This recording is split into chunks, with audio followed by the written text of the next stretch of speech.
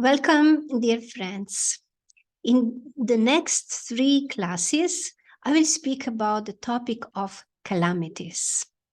And today we will be discovering about why do calamities strike.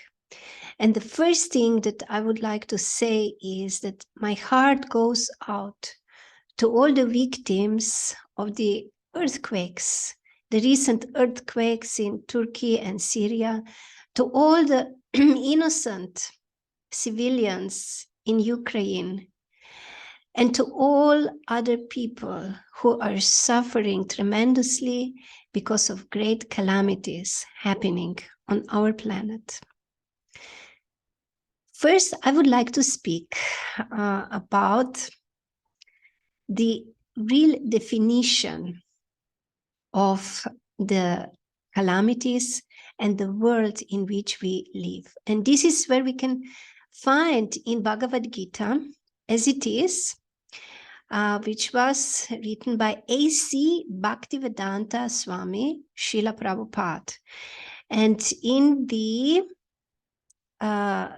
chapter 8, text 16, we can read, Abrama bhuvanaloka punaravartinorjuna mamupetya tu kaunteya punajanma navidyate. From the highest planet in the material world down to the lowest, all are places of misery wherein repeated birth and death take place. But one who attains my abode, O son of Kunti, never takes birth again. So this is extremely important information for us. When we are asking, why has the earthquake happened? Why is the war happening? Why the disease is happening? Why so much suffering? Why all these calamities? The answer is given in this text of Bhagavad Gita. And the answer is, this is the intrinsic nature of this world. Not only here on the planet where we live, on the planet Earth, but also on other planets in our universe. Actually, not only in our universe, but in the entire material worlds. All the planets are characterized to be places of calamities, places of miseries, where repeated birth and death takes place. So this is the true nature of this world.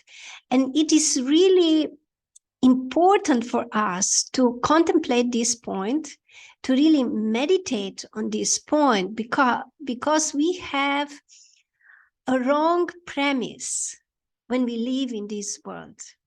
We consider this world to be our home.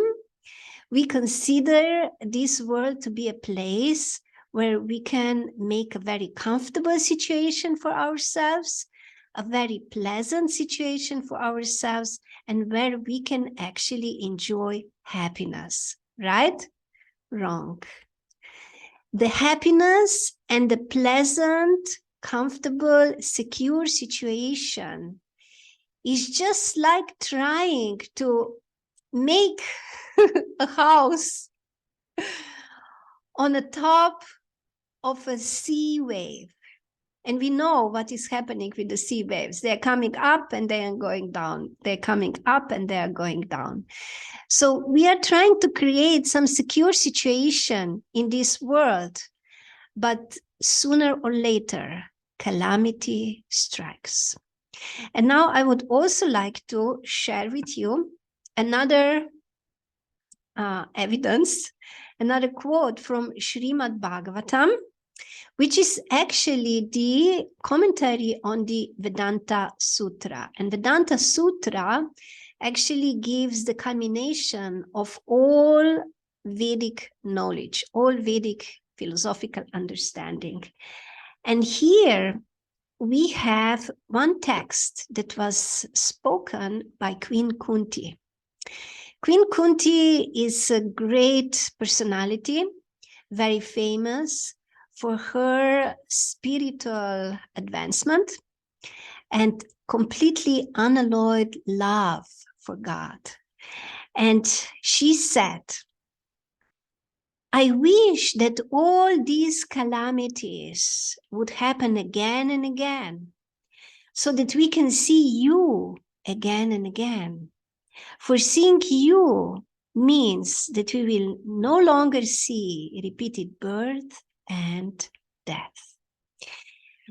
So something very, very unusual. She's actually praying for more calamities. How is this possible?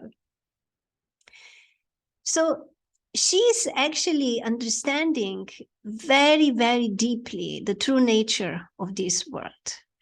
And she's not like ordinary person who is just trying to avoid the calamities or prepare for calamities or repair after the calamities. This is our usual way of handling the calamities if we survive. But she actually doesn't have the same view because she has true knowledge, she has true understanding, she knows that the calamities are the nature of this world. And it is just a question of time when the calamities will strike.